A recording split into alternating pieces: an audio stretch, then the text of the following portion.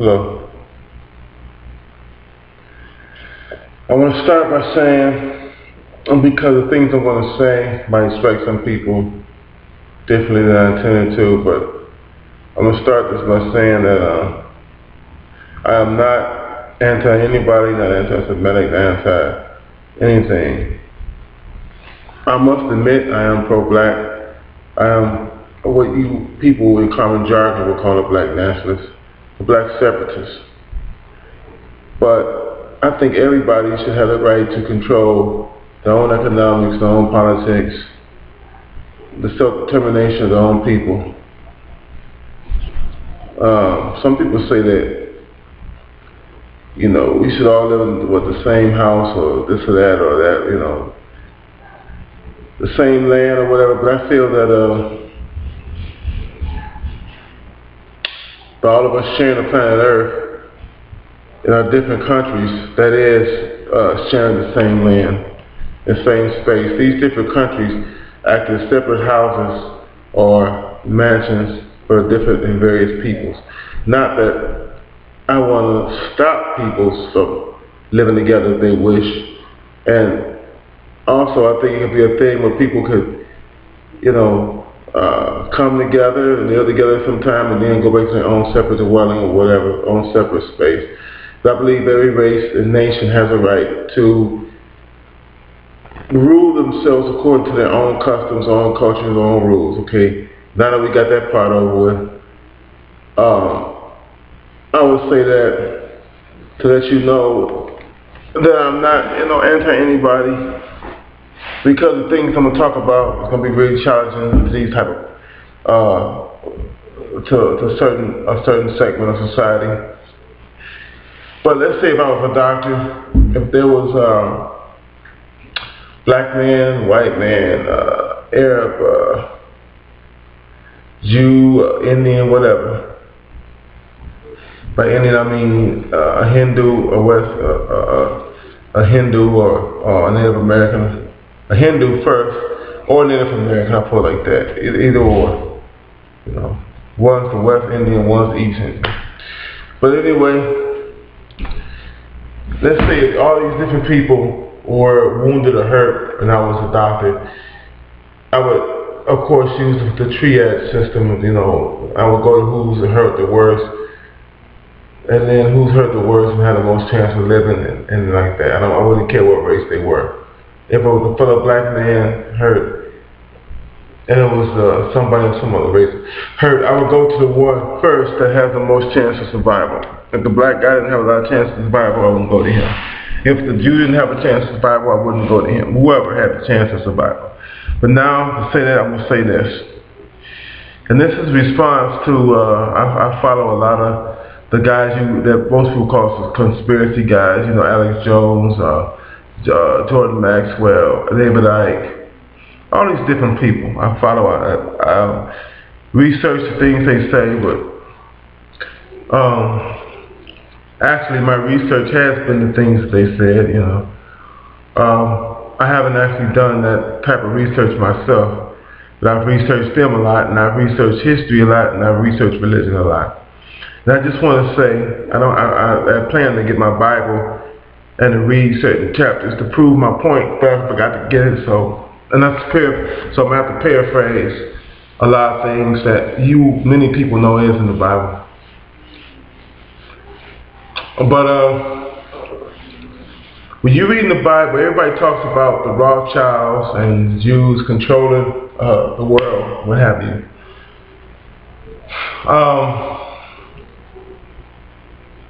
And these are mainly Christians, you know, a lot of Christian, right-wing Christians, a lot of people who are right-wing, or they call it right-wing or right-leaning, or even conspiracy theorists, what have you. They talk about the Rothschilds controlling the world. I just want to say that all of them consider themselves Christians. But if you really look at the real Christianity, not the Pauline forgery, and there's a book called James, the Brother of Jesus by Dr. Robert Eisenman. He is a Jew, and perhaps he could be biased to what, perhaps it could be that he's trying to prove that the gospel is not anti-Semitic, but he makes a convincing argument to me that the gospels that we have now are mainly a washover to make Jesus appear more compatible for the Hellenized, Judeo-Hellenized, or the Greco-Hellenized world at that time. The Jesus they have, and he does fit the various Hellenistic and the various gods of the different peoples of that time, going way back to Osiris and Horus and whatnot, Semiramis and Dionysus and Mithra, and these different crucified and raised saviors. They even took Jesus and made his days to fit with the highest pagan holidays of that time. So there was whitewashing there. There was an attempt there to make him more acceptable to the cultures of that time. The real Jesus was probably a character much like what you get with the sectarian sects that wrote the Dead Sea Scrolls. I don't want to call them Essenes. Some people call them Essenes. The different types of Nazareans, the Nazarites, the Ebionites, the poor. I see that in the scripture where they call themselves the poor constantly, you know. The poor and the meek shall inherit the earth. Those are sectarian, Jewish sectarian type terminologies. I've done a lot of research, and I guess I'm a lay person, a lot of lay research and things into religion. I'm going to say this, okay? I'm going to just say this to make a long story short. If you read in the Old Testament, you'll see that Yahweh, the Jews' God, well, I don't want to pronounce, that's not really, I say it because that's not really how you pronounce his name. I forgot what the initials is for, the Tetragrammaton. Okay? So they made a pact with this God, a fealty between them and their God. In the oldest Jewish scripture, there's an understanding that there are many gods, but that this particular God is a Jews' God, the God that they chose and the God that chose them. Now, if you go back to the old Hebrews, Hebrew was a word in the ancient Egyptian Hebrew, I think, that just meant like poor, you know, like poor, you know, how people see poor and low class people. Now, I'm not calling them low class, because to me, the people who rule this world are low class. The poor are not low class. But anyway, that was a term they had for poor people on the bottom of the rung, and they were actually Canaanites. The Hebrews were a Canaanite people. They were poor. Some of them were in indentured servitude in Egypt. Different tribes in Hebrew. So what happened, now this is the official story from official archaeology. So what happened was that these Canaanite city-states or what have you, they always had a plethora of gods at the top. The emperor, you know, emperor and his royal family, and the priests and whatnot. Those were their gods, and they worshipped them. And the people on the bottom couldn't even come to the temples to worship. They had to, you know, had to get the crumbs off the table. So of course, loathing they had to have a loathing for these gods. Also, I found something years ago. I can't remember where, but it said that the Canaanites were basically Semitic and Indo-European. And the Indo-European Canaanites enslaved the more Semitic ones. The Semitic ones were at the bottom of the rung. Okay, so when these Canaanite city-states, something happened probably, there's probably a Greek island, I forgot the name of it right now, but it's a Greek island that they did a lot of trade with. And it was an earthquake or either a volcanic, whatever, a volcanic explosion, and I think it was Crete, and it could no longer support the seafaring that had made that whole area wealthy. Also extended over to the Palestinian corridor and that whole Middle Eastern area.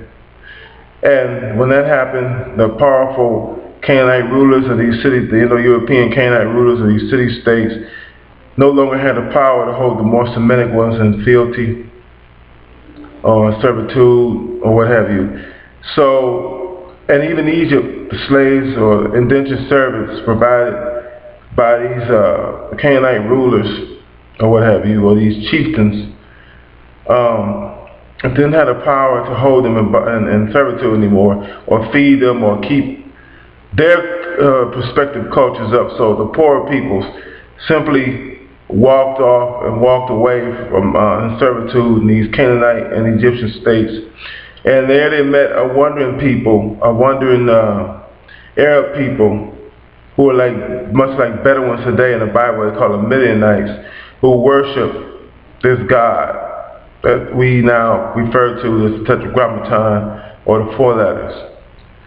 And I think he was the only God that they worshiped. The Egyptians had records of these people called the Shasu, they called them, which corresponds to the biblical Esau. So anyway, they adopted the God of these people. And he was a God of relative freedom at that time, what they considered freedom. And so, they made a fealty to this God. I believe that this God, whoever it was one of many. See, gods, we call gods, like a race, just like human beings.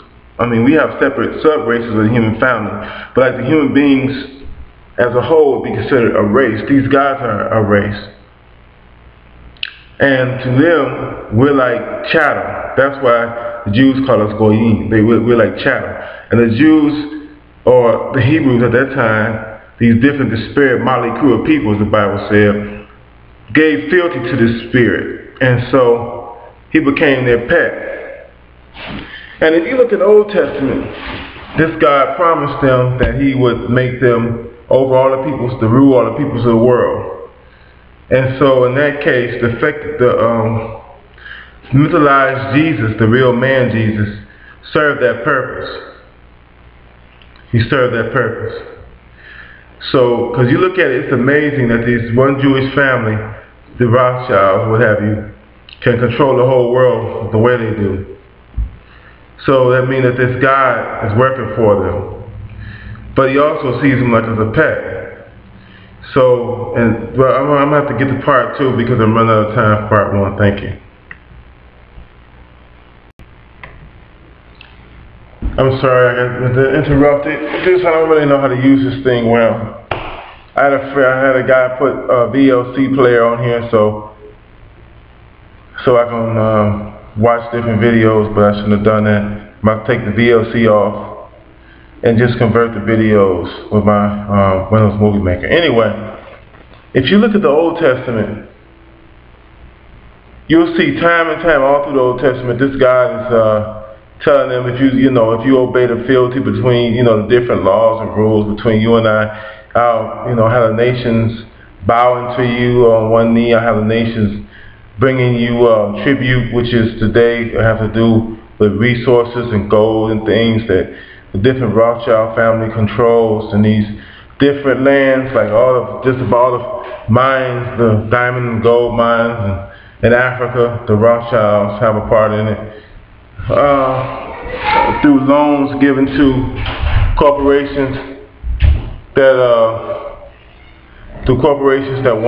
set up mining interests in these different countries. All of them.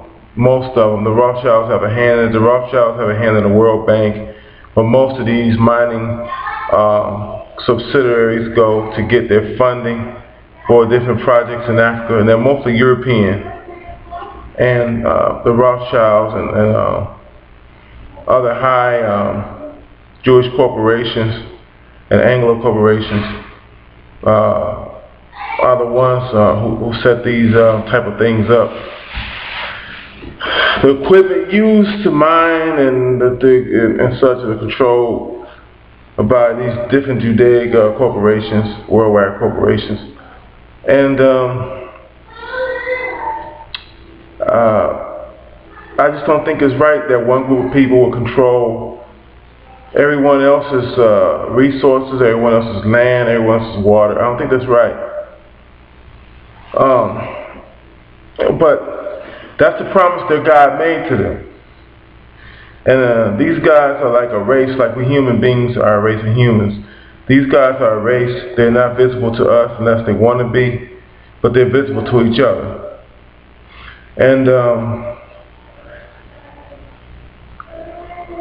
this God is one of the creator gods. I think there's one main source, you know, and I think that there are different ways to tap into this one source.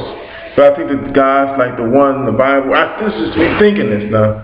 I could be wrong. That they're creator gods charged with the creation of man.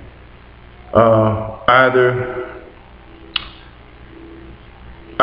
through something in them intuitive or that causes them to come and create us, or either from direct communication with the source. I don't know. But I believe that the source put everything here, that these guys molded it.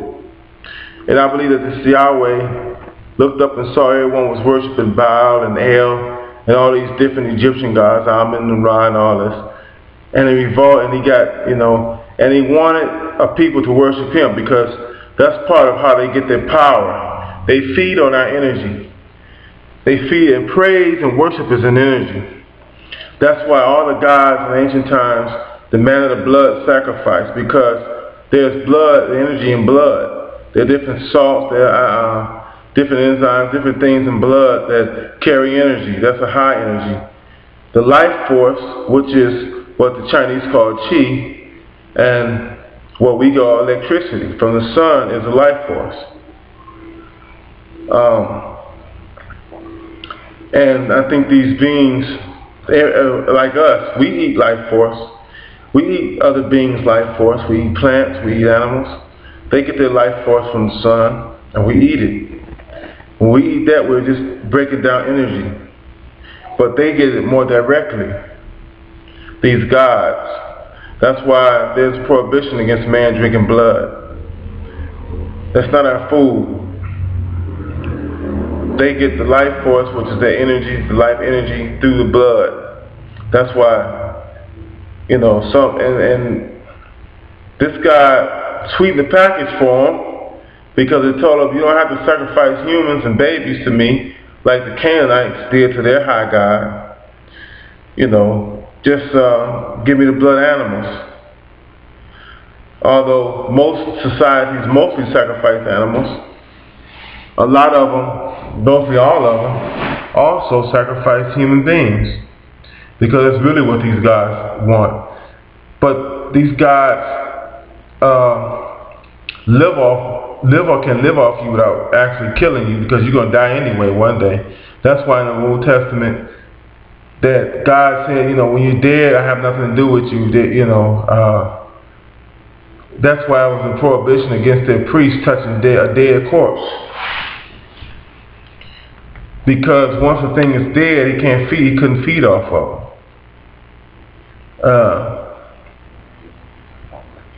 But don't get me wrong, you got to give some praise to Yahweh, because Yahweh or whatever, that's not the real pronunciation of that name.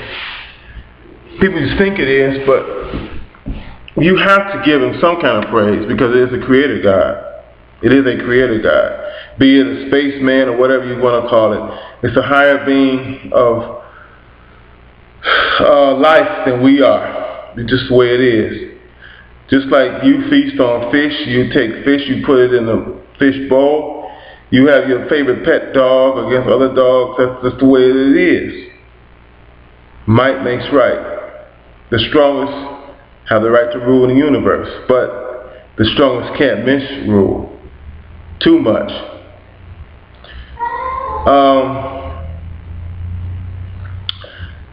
So when you worship Jesus, the made-up Jesus, the Pauline Jesus, And all these nations, like, you know, these evangelists, they want to prop up Israel, what have you. They're propping up the Rothschilds. But anyway, you look at the whole world, and in some way or fashion, the whole world, like in the Bible it said, I will make, you know, many sons, whatever, or make many generations. The whole world is Jewish.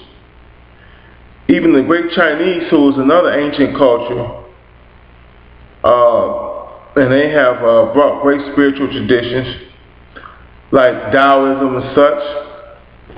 That's a tradition that gets you in contact with the source of life and energy on earth. I've done the microcosmic meditations, and there is energy that goes through you. As a matter of fact, as a result, I can see auras around people now, somewhat, and the little thin, just basic energy strand around people. And sometimes when they get emotional, I see, you know, the yellow or golden color. I got the number right 12 times in a row, the lotto, 13, and I had a proof. I had a lady on YouTube. I had a lady, I video recorded her telling that. And I'm going to put it on YouTube. So I know I contacted something. I contacted a source, or I don't know, I contacted a source. So I look at these traditions as higher on scale. I look at the Chinese, I say the Chinese, also probably being the oldest culture on earth, have the best spiritual system, I think, okay, between the Chinese and India, who they got a lot of their spirituality from and then fine-tuned it. But I'm not going to go into that. But also the Jews are one of the oldest cultures on earth. The oldest culture, or second oldest culture on earth, first or second. And that's another reason why they can outshine everyone else. Because they've had a longer culture of dealing with these ancient cultures, Samaria, Kemet, Egypt, which is Egypt. So of course. Also this God of theirs made him some promises. And he's keeping his promise. Even though they're, like I said, I believe like we're all his chattel. We're chattel, and they're like pets to him. But that's how it is, a symbiosis. They give him energy through praise, through other things. Even the Christians, but like I was saying, every nation on earth is Judaic. Just let's look at the Chinese. Even they have adopted communism, will come from Karl Marx and Engels. That's, even though it has no God, it's another type, Judaic type religion to me. Because at the end of it, it has a utopia. Utopianism. It's got the earmarks of a Jewish religion.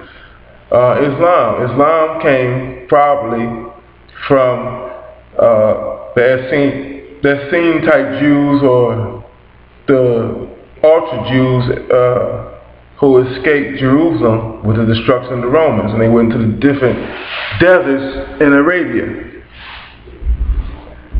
Dr. Eisenman has said about, I mentioned Job being in northern Arabia, and you know, I had told people that that's the only part in the Bible, before I had even heard that from Dr. Eisenman, I had told people that that's the only place in the Bible where they mention jinn, and it's in there, but it's G-I-N. They mention jinn. And their explanation, a Christian or Jewish or Apocrypha of, I forgot the name of the book, it explains that Satan is mad and hates man but loves God. And that's why he tries to tempt and bring man low.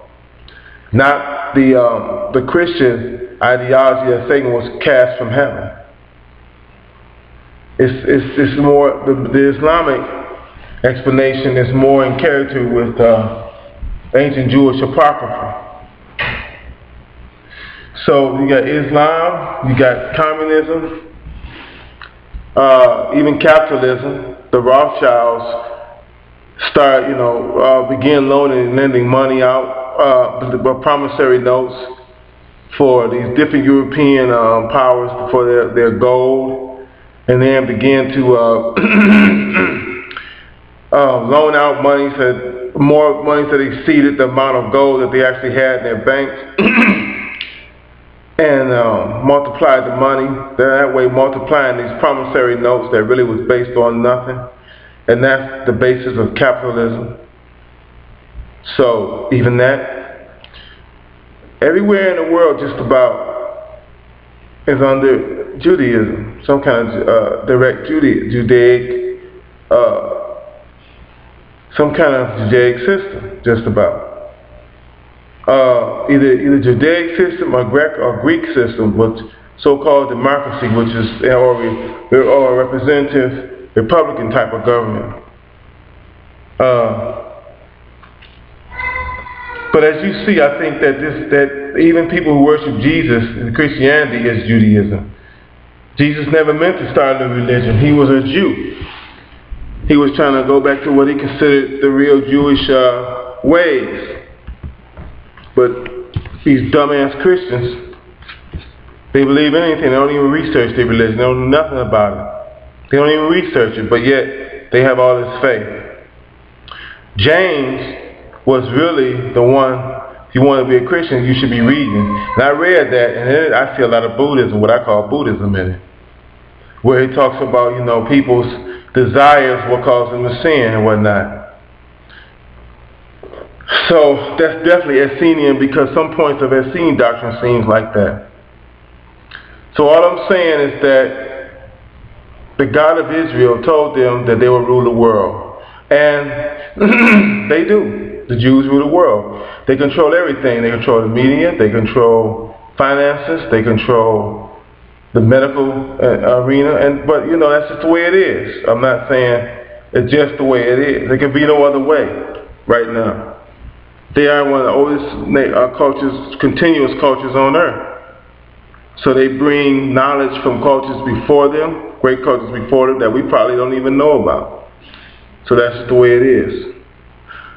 So, and if you try to go up and destroy them, you'll wind up like the madman Hitler. He was crazy, and he should have been destroyed, you know. But anyway,